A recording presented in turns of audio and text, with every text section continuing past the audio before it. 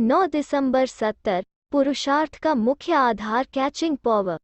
आज हरेक की दो बातें देख रहे हैं कि हरेक कितना नॉलेजफुल और कितना पावरफुल बने हैं।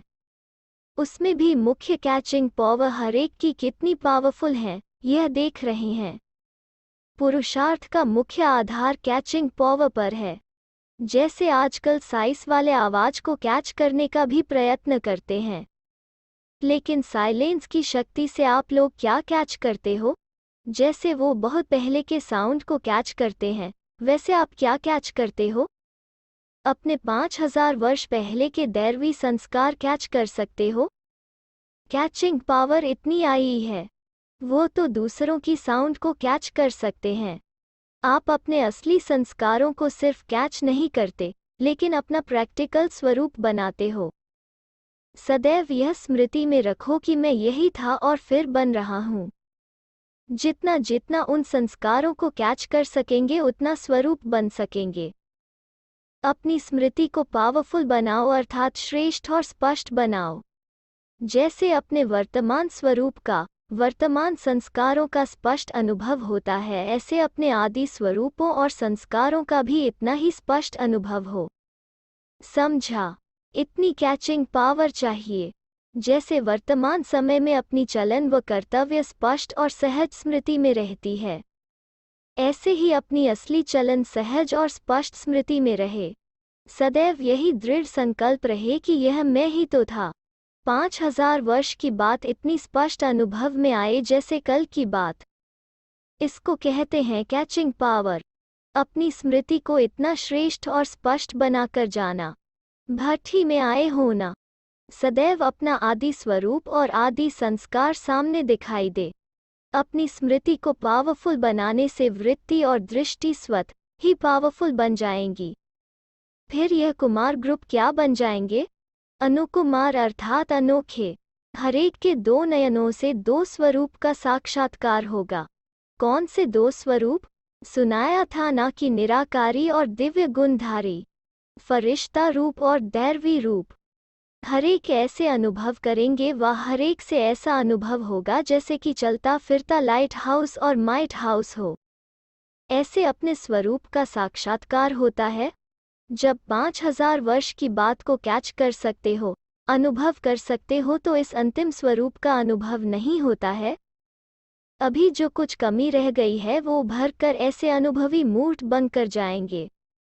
तो देखना कभी कोई कमी न रह जाए। भट्ठी से ऐसा परिवर्तन करके जाना, जैसे कभी कभी सतयुगी आत्माएं जब प्रवेश होती हैं तो उन्हों को इस पुरुषार्थी जीवन का बिल्कुल ही नॉलेज नहीं होता। ऐसे आप लोगों को कमजोरियों और कमियों की नॉलेज ही मर्ज हो जाए। इसके लिए विशेष इस ग्रुप को दो बातें याद रखनी है। दो बातें दो शब्दों में ही हैं। एक गेस्ट हाउस, दूसरा गेट आउट अर्थात बाहर निकालना है और आगे के लिए अंदर आने नहीं देना है। दूसरा, इस पुरानी दुनिया को सदैव गेस्ट हाउस समझो। फिर कभी कमजोरी व कमी का अनुभव नहीं करेंगे।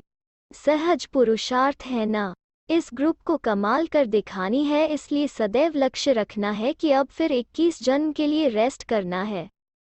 लेकिन अभी 1 सेकंड में भी मनसा वाचा कर्मणा सर्विस से रेस्ट नहीं, तभी बेस्ट बनेंगे। समझा? क्योंकि यह है hard worker group. Hard worker group में रेस्ट नहीं, कभी रेस्ट नहीं करता और वेस्ट नहीं करता। इसलिए इस हार्ड वर्कर्स ग्रुप व रूहानी सेवाधारी संगठन को सेवा के सिवाय और कुछ सूझे ही नहीं।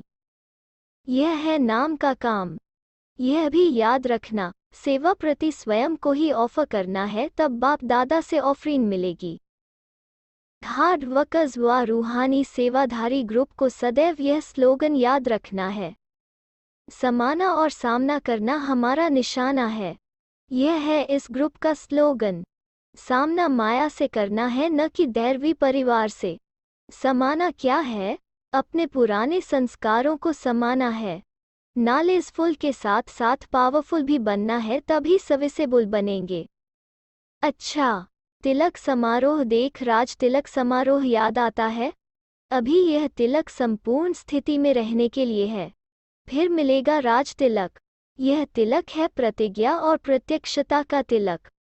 इतनी पावर है, रूहानी सेवाधारी ग्रुप के लिए यह खास शिक्षा दे रहे हैं। अपने को जितना अधिकारी समझते हो उतना ही सत्कारी बनो। पहले सत्कार देना फिर अधिकार लेना। सत्कार और अधिकार दोनों साथ साथ हो। अगर सत्कार को छोड़ सिर्फ अधिकार लेंगे तो क्या हो जाएगा? जो कुछ किया वो बेकार हो जाएगा। इसलिए दोनों बातों को साथ साथ रखना है। अच्छा।